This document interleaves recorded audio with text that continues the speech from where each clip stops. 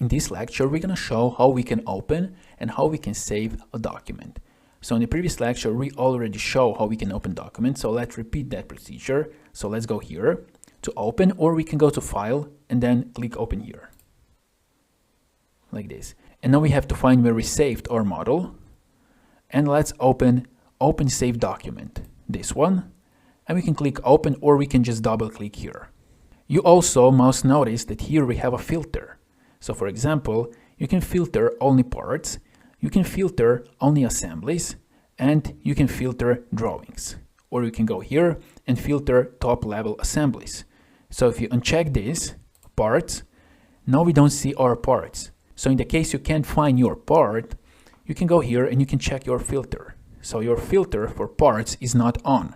So I can click on, and now you can find your part here.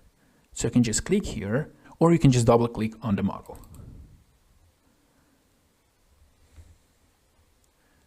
And this is how you can open your model. And now we're going to show how you can save it. So you can go here, click on the save, or here, and then you can go save as or save all, or you can go here to File, and as well here we have save, save as, save all. Let's choose save as. So first we have to choose the destination. Let's go to desktop, and then we have to choose name. Let's call it save.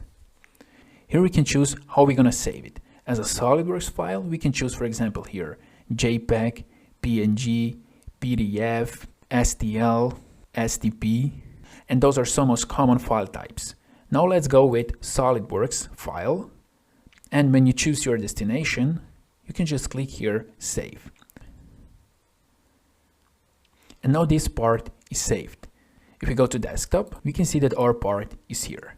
So when you're opening your file, make sure that you check your filters for parts, assemblies, and drawings.